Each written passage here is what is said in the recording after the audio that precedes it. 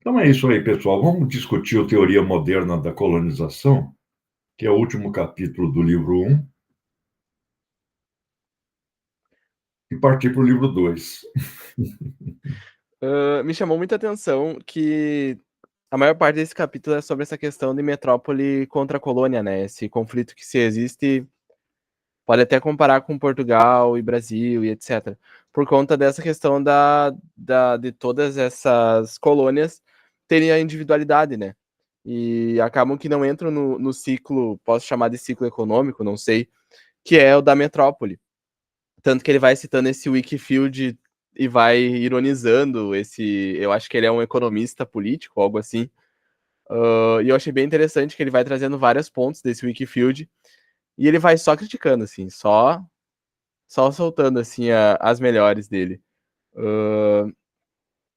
O que me chamou bastante atenção foi essa questão dessa proposta do Wikifield em fazer com que a colônia se entre nesse sistema colonial forçado que eles chamam, né? É a colonização sistemática que ele chama ali no capítulo. E outra coisa também é outro termo que o Marx usa aqui. Cadê? Que é o contrato social que se tem entre a metrópole, no caso dos trabalhadores, com quem, quem tem esses trabalhadores assalariados que vendem a força e tem que trabalhar infinitamente nesse processo. Que é o contrário do que acontece na colônia, né? Que a maioria começa trabalhando, vai para artesão, acaba indo para tem algum pedaço de terra e até mesmo não enriquece assim, mas ele acaba não ficando nesse ciclo que se cria de ser um trabalhador assalariado por muito tempo. Veja que a tese do Marx é de que o suposto da produção capitalista é a separação entre o trabalhador e os meios de produção. Tanto que o núcleo da acumulação primitiva ele põe naquele grande processo de desapropriação Uhum. que ocorre quando milhares de camponeses, centenas de milhares de camponeses, a yeomanry, é desapropriada e as terras que eles cultivavam são transformadas em pastagens para ovelha. Quando ele analisa a colônia, basicamente os Estados Unidos, né? Em especial os Estados Unidos, ele detecta a diferença entre o que ocorria nas colônias do norte, aquelas 13 primeiras colônias, e aquelas áreas em que se desenvolveria a produção escravista mais ao sul, por exemplo, para a produção de algodão.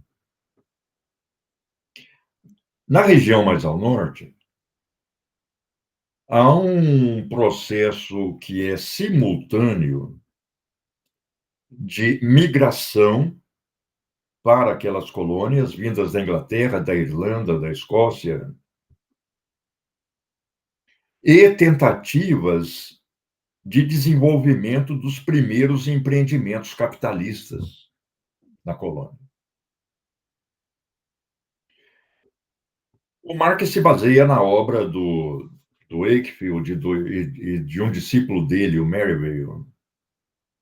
Eu, inclusive, baixei a obra aqui do Wakefield para conferir uma página que ele cita. São várias conferências que ele faz sobre colonização na Universidade de Oxford. E o Wakefield ele fica muito admirado porque não se consegue formar uma classe trabalhadora nos Estados Unidos, ou naquelas colônias, né? A gente não tem os Estados Unidos ainda, naquelas colônias da Inglaterra. E aí, o Marx contrapõe a essa admiração do Wakefield a tese de que havia terra à disposição. Então, quem chegava ia pegar um pedaço de terra, não ia se tornar um assalariado. Ele reproduz aí um caso citado pelo Wakefield, se eu bem me lembro, em que o empresário trouxe da Inglaterra as máquinas, os operários com as famílias e as crianças, trouxe todo mundo para remontar nos Estados Unidos. Chegou nos Estados Unidos, com terra à vontade, ninguém vai se manter como um assalariado.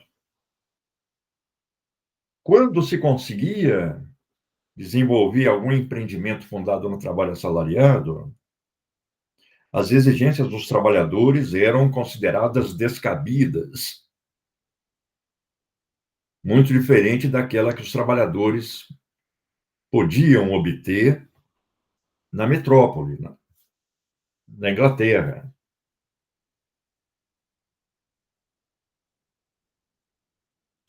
Tanto que, onde o processo produtivo, por exemplo, de algodão, de açúcar, conseguia se desenvolver, era porque se usavam uma forma coercitiva de trabalho, que era o trabalho escravizado. Seria impossível o desenvolvimento daquelas fazendas de algodão no sul dos Estados Unidos, ou os engenhos de açúcar no Brasil, ou as minas de ouro e diamante em Minas, com trabalho assalariado. A gente vê que há por exemplo, na expansão cafeeira do Brasil, um início de expansão escravista, e na medida em que o escravismo começa a ser asfixiado, sob pressão inglesa, inclusive, com a proibição do tráfico, com a apreensão de cargas de escravos no meio do mar por parte da frota inglesa, etc. E na medida, claro, em que se avoluma a luta contra o escravismo no Brasil, começa um processo de transformação do empreendimento cafeeiro, de um empreendimento escravocrata num empreendimento capitalista, fundado no trabalho assalariado, que vai se alimentar principalmente de imigrantes.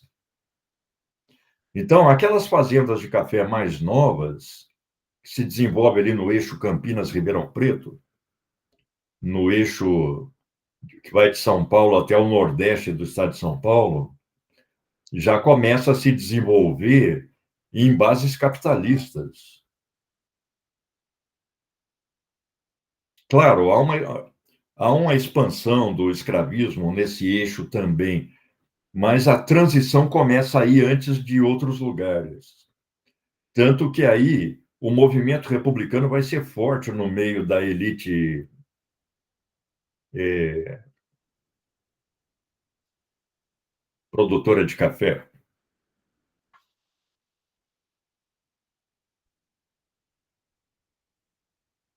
E o Marx aponta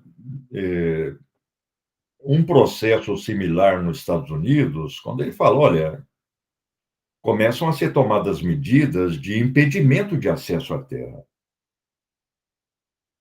O governo americano estatiza as terras e só permite o acesso mediante um pagamento que não estava ao alcance do trabalhador.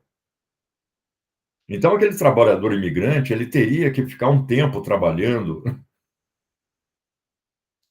e se ele conseguisse reunir uma poupança, ele poderia se apropriar de um pedaço de terra. Então, é essa tese que é uma tese central no Capital, de que o fundamento do capital é a separação entre o trabalhador e seus meios de produção. Você tem que produzir uma população que tem apenas a sua força de trabalho para vender.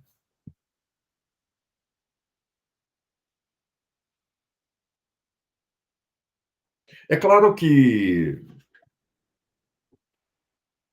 mesmo na Inglaterra, pragmaticamente, O empresariado capitalista se utilizou da coerção estatal, da coerção da igreja, para gerir o desenvolvimento dessa classe trabalhadora, o valor da força de trabalho. É interessante no capital, por exemplo, o papel das paróquias, né? Então, a pessoa se registrava numa paróquia, ela não podia sair para outro lugar sem autorização da paróquia, ela podia ser presa se estivesse em outro lugar sem autorização da paróquia. Se ela fosse flagrada fora da paróquia, ela ia ser recambiada. Então, havia um elemento de coerção também, onde houve essa desapropriação e a classe trabalhadora se formou.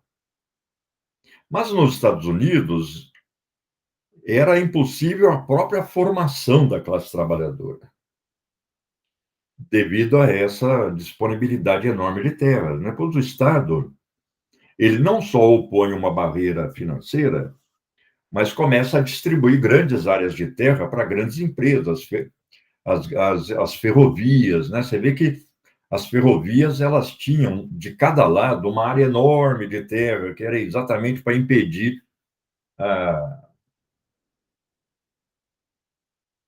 o acesso da pessoa sem meios de produção, né? Então, com esses elementos de contenção, vai se formando uma classe trabalhadora nos Estados Unidos, vai se desenvolvendo uma forma capitalista de produção.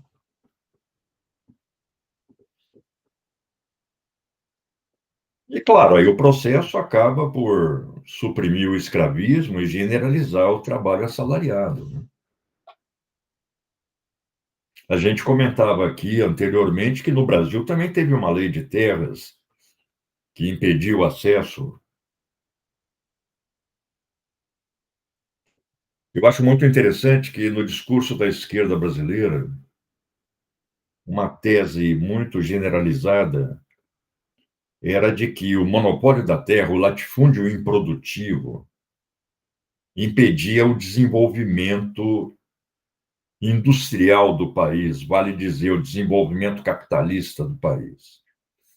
Então, seria necessário uma grande reforma agrária para formar uma numerosa população de pequenos produtores que constituísse um mercado interno, que iriam impulsionar a indústria urbana. Mas não é o que o Marx aponta. O Marx fala, olha, tem que ter o monopólio da terra para que se mantenha uma classe trabalhadora disponível, né? Uma população sem meios de produção que venda a sua força de trabalho. Nesse sentido, o monopólio da terra é um pressuposto do desenvolvimento capitalista e não um obstáculo ao desenvolvimento capitalista. Você tem que impedir o acesso à terra para que o capitalismo se desenvolva. É claro que essa tese ela estava engrenada em ideias de transição para o socialismo e tal, já não era uma tese voltada exclusivamente para o impulsionamento da indústria capitalista, né?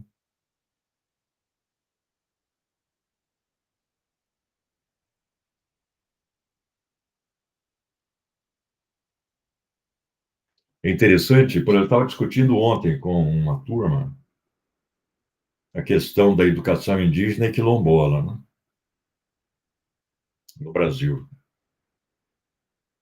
E a gente vê nitidamente nos remanescentes de quilombos e nas áreas habitadas por populações originárias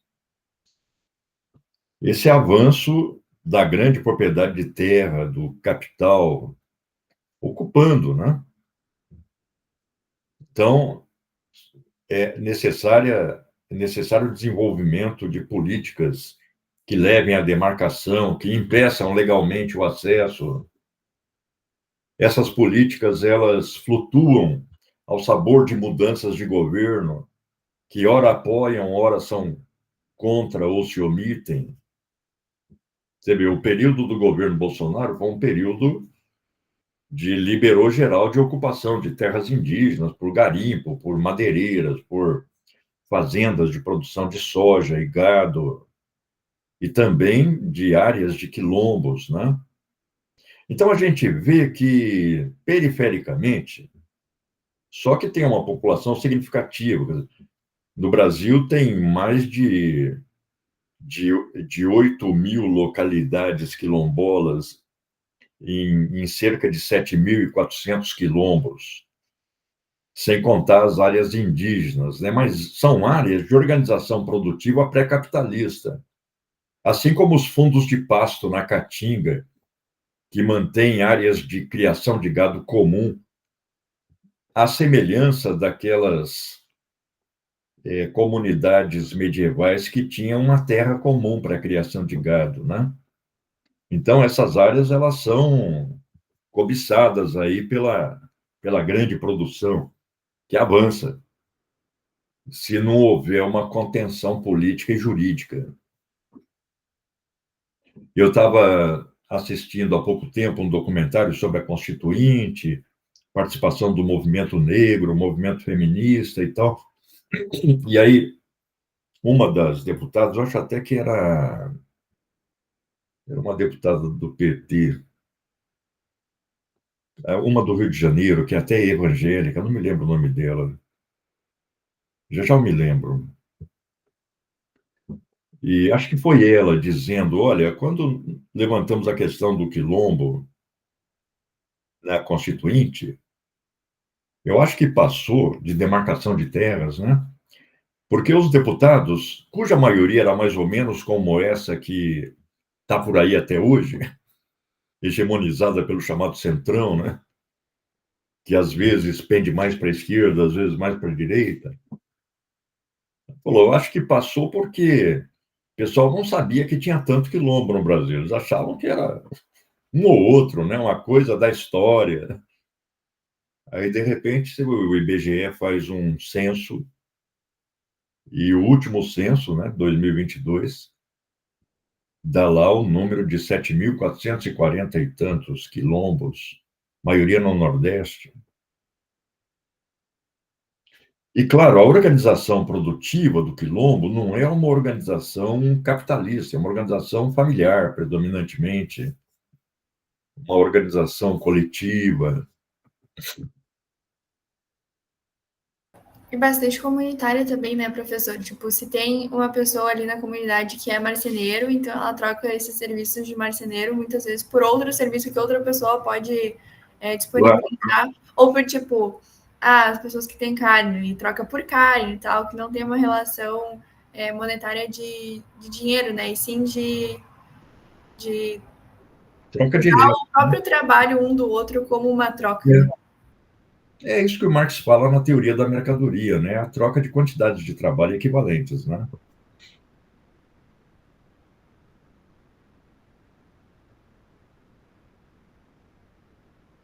E claro que essas comunidades têm suas culturas próprias, no caso das comunidades indígenas, línguas próprias, né?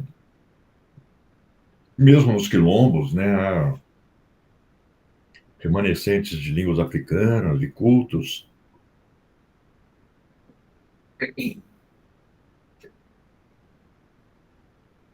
Mas o interessante desse capítulo é o seguinte: a última seção da acumulação primitiva chama-se Tendência da Acumulação Capitalista, que é um capítulo para onde vai a acumulação capitalista.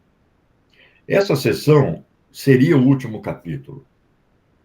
Aí, para burlar a censura, o Marx pegou teoria moderna da colonização, pôs no final, e pôs a tendência da acumulação capitalista atrás desse capítulo, né? E ele foi bem sucedido, porque a censura não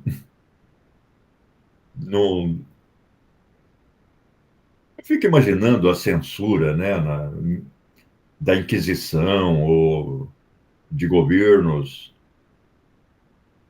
Será que o censor ia ler 800 páginas para ver se não tinha nada que prejudicasse a igreja. Acho que ele dá uma folheada lá, se não encontrasse nada, toca para frente, né?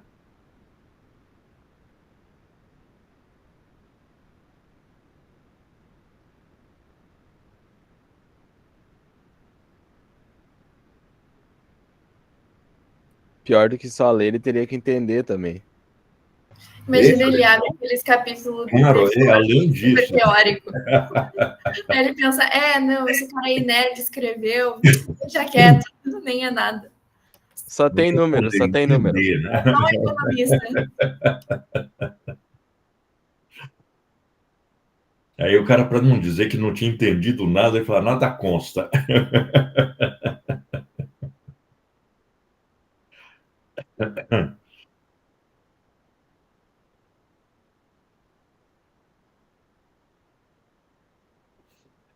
Mais alguma questão, Dana? O senhor falou dessa questão das terras indígenas.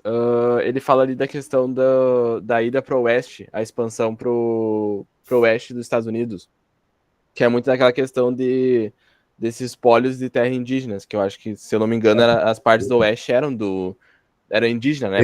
Claro. Não só o leste, era toda a área. Sim. Você vê que no capítulo anterior, ele fala dos piedosos Pilgrim Fathers, os pais peregrinos, aqueles leitores da Bíblia que foram para os Estados Unidos, estabeleceram lá uma tabela de preço por escalpo de homem, de mulher, de criança, indígena. Nossa, professor, uma vez eu e o Davi, a gente assistiu um filme só que é um filme de criança. Tu lembra aquele que tinha o índio no museu e aí a criança parava e aí o índio começava a contar a história? É o tonto e o... É aquela historinha do... Acho que é o Tex. Não, Tex. É muito bobinho, só que ele aborda várias questões assim que, tipo, acho que as crianças não percebem, mas quem é um pouquinho mais, né, adulto já percebe. Tipo, que ele fala da questão dos escalpos e que na trama do filme tava tendo uma rixa naquela pequena cidade entre homens brancos de poder, e os homens brancos de poder, eles atacam outro grupo fingindo ser indígenas para justificar o assassinato dos próprios indígenas, falando que eles tinham feito isso porque os indígenas que tinham atacado, mas na verdade era só uma rixa. E tem muito essa questão do scalp, que eu nem sabia o que era, e aí o Davi falou que era bem assim praticado. É você tirar o couro da cabeça na machadada, né? É o Cavaleiro Solitário, professor. Se algum dia quiser assistir. Ele vem de umas revistinhas que era tipo um... Eu não sei como explicar, mas é uma... Sabe a figura do Oeste, esse pistoleiro do Oeste, esse xerife de cidadezinha, assim? Seria esse um, e aí o outro seria o tonto, que é a figura do indígena, que auxilia esse xerife a fazer umas coisas por aí.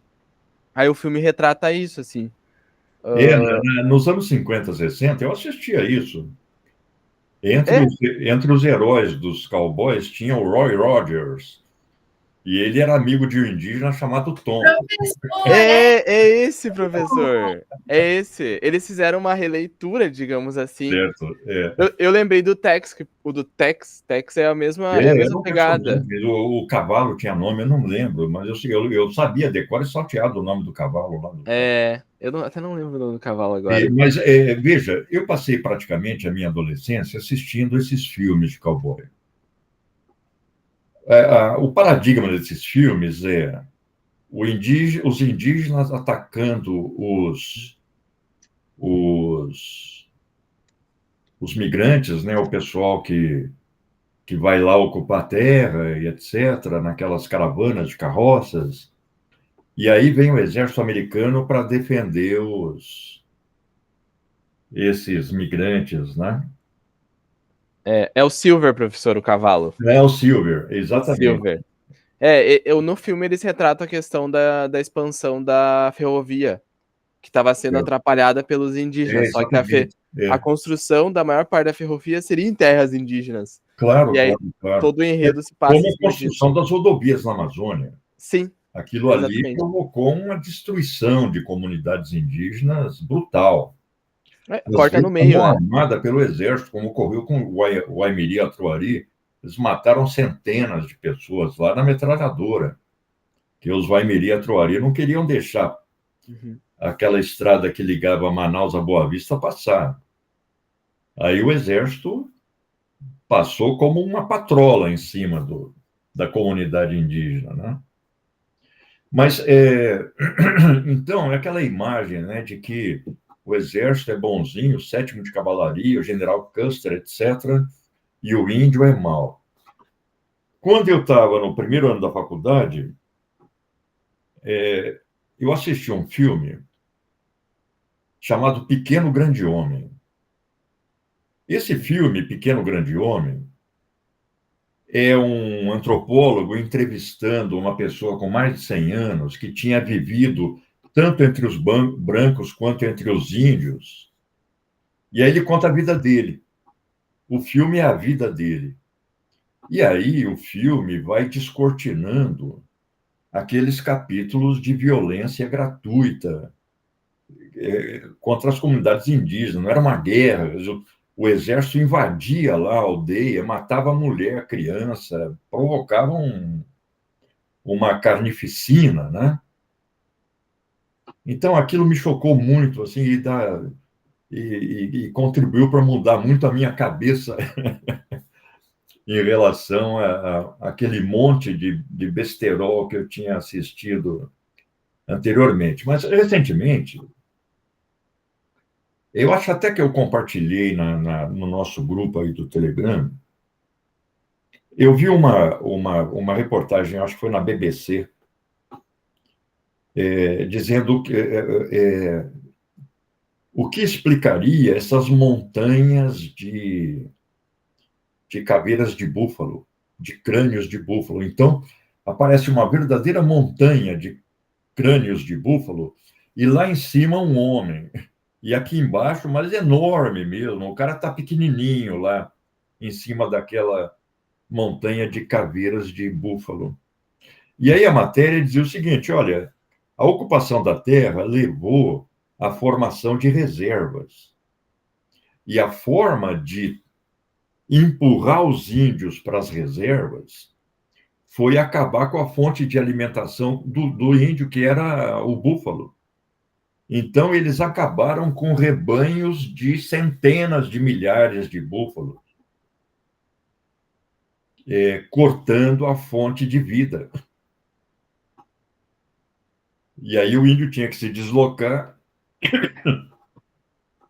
e as comunidades foram, então, empurradas para aqueles currais chamadas reservas, né?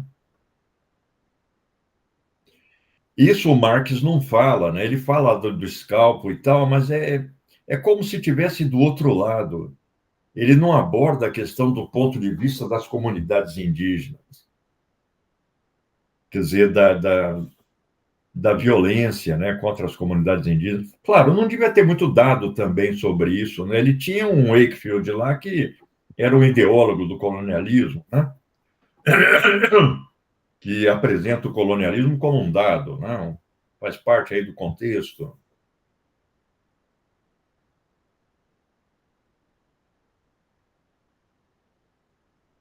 Mas foi um processo brutal, assim como foi um processo brutal no Brasil. Uma vez eu li uma dissertação de mestrado, acho que era estudante de graduação ainda, e nunca esqueci esse texto, que era sobre os potiguares do Nordeste. A dissertação mostrava como os portugueses ocuparam as áreas dos índios potiguares para implantar engenho de açúcar. Então, curiosamente, além, claro, da mão armada, etc., mas era muito difícil para os portugueses entrarem lá pelo interiorzão e sem risco, né? Então, eles pegavam objetos que os índios gostavam, colares, facas, principalmente, né? e passavam aquele objeto nas feridas de uma pessoa que tinha varíola e punham lá na trilha do índio. Os índios pegavam aquilo e levavam para suas aldeias. Em pouco tempo, a aldeia inteira morria. Ou seja, antes de se conhecer micro-organismo, que micro-organismo é uma noção do século XIX, os portugueses já usaram guerra bacteriológica para exterminar. E isso ocorreu por toda parte. Os jesuítas tiveram um papel enorme nessa repressão e nesse genocídio indígena. Essas reduções eram máquinas de destruição de comunidades indígenas. Elas são glamorizadas aqui, mas são verdadeiros mecanismos de genocídio e de controle das comunidades indígenas, né? Pois é, professor, sobre essas reduções jesuítas, eu acho que eu só fui aprender no ensino médio que não era tudo isso, porque quando eu aprendi História e Geografia do Rio Grande do Sul, era quinto ano Estudos Sociais. Então, ainda era muito tradicionalista, a gente aprendia as lendas, tipo, a lenda da criação de Santa Maria, a lenda da erva mate, né? Porque a gente tinha, sei lá, uns 9, 10 anos. E ficou, tipo, eu genuinamente achava que os jesuítas tinham feito um favor aos indígenas por ter colocado eles lá e protegido eles dos portugueses. Só que aí toda vez que chegava naquele momento onde o Sepete Araju morre, qual é o nome? Sepete Araju? É as revoltas indígenas? Como é que... Tem Guerra Guaranítica, acho que é o nome? Sim, exatamente. Que aí os jesuítas ficam ao lado dos portugueses, era sempre um choque, assim, tipo... Só que daí a professora Não, tentava os jesuítas são... e Claro, aí a igreja tinha uma política relativamente autônoma, mas eles foram à frente de luta, à frente da ocupação. Por exemplo, claro que às vezes tinha lá um ou outro padre que tinha um comportamento diferente, mas isso que os padres faziam junto com as tropas de ocupação portuguesas e espanholas ficou registrado na obra do Bartolomé de las Casas. Bartolomé de las Casas também acho que era um frei dominicano, ou eu não me lembro se era dominicano ou se era agostiniano, não me lembro, mas ele acompanhou as tropas espanholas na Colômbia, no México e tal. E aí ele ficou tão chocado com a brutalidade que ele escreveu um livrinho chamado Breve Relação sobre a Destruição das Índias, e foi para Madrid e começou a fazer campanha contra a maneira como as tropas espanholas estavam agindo. A partir dessa campanha do Bartolomé de las Casas, o governo espanhol trocou a palavra conquista, que ele usava para designar a ocupação da América, pela palavra mais neutra, descoberta. Então, uma coisa é você está conquistando, né? Outra coisa é você estar descobrindo, descortinando a América, né? Mas é chocante você ler o livrinho. Nós temos aí na biblioteca, temos online, porque ele mostra, por exemplo, soldados espanhóis apostando entre si quem conseguia cortar um índio só com um golpe de espada, ao meio. Outros pegavam bebês indígenas, jogavam no tronco das árvores para matar. Né? Era uma coisa. Treinavam cães para matar índio. Então, foi uma brutalidade assim que não tem tamanho. Né? E que ocorreu aqui também. Né? A historiografia de matriz colonial ela tenta romantizar um pouco, fala do Brasil formado pelas três raças, etc., etc. Isso esconde um crime histórico enorme. Um genocídio indígena, um genocídio africano.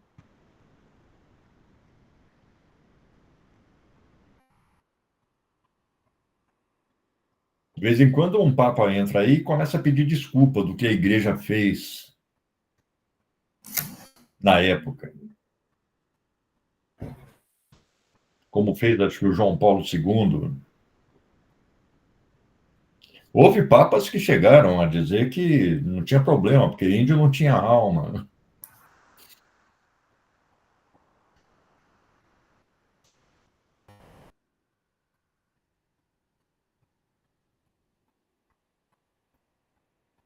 E aí, quando você começa a ver estudos especializados, né, sobre o padre Antônio Vieira, etc., né, os caras eram fascínoras, né? A gente até aprende sobre esse padre Antônio Vieira em literatura, né? Claro, não, ele tem uma obra. Das questões dos sermões, dos peixes e tal. Aí tu Exatamente. conseguia ver a nítida manipulação, né? Que por mais que seja uma obra literária, inclusive, eu acho que eles nem consideram isso uma obra literária porque ela não foi feita com o intuito da arte, ela foi feita com o intuito como fala? De uma manipulação mesmo, né? Claro. Não, Uma coerção. os indígenas que não se submetessem eram massacrados. Não tinha meio termo.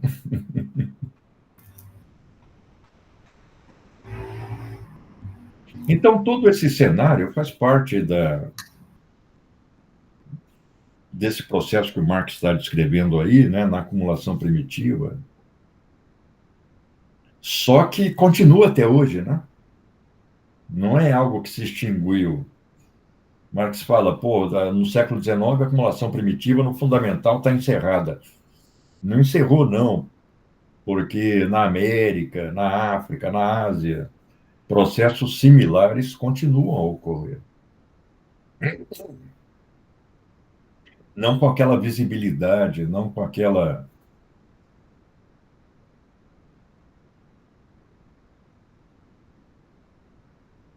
caráter de espetáculo, né, que se descortinava na frente de todo mundo na época. O massacre dos maias, incas, astecas.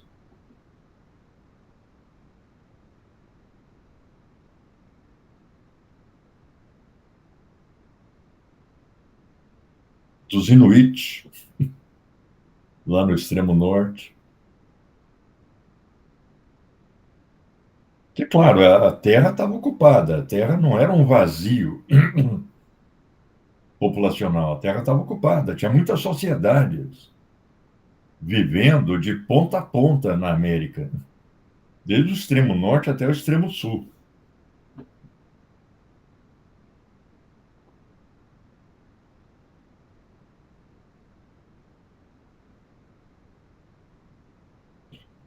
Então tá, pessoal, talvez vamos então. Eu vou dar uma ajustada lá no nosso calendário do livro 2 e semana que vem, livro 2.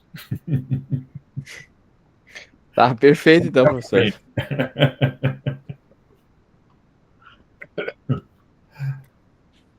Falou, pessoal. Até mais, professor. Muito obrigado. Até mais. Até a próxima. O microfone não estava aberto. Tchau, professora. Tchau. Boa semana. Até mais.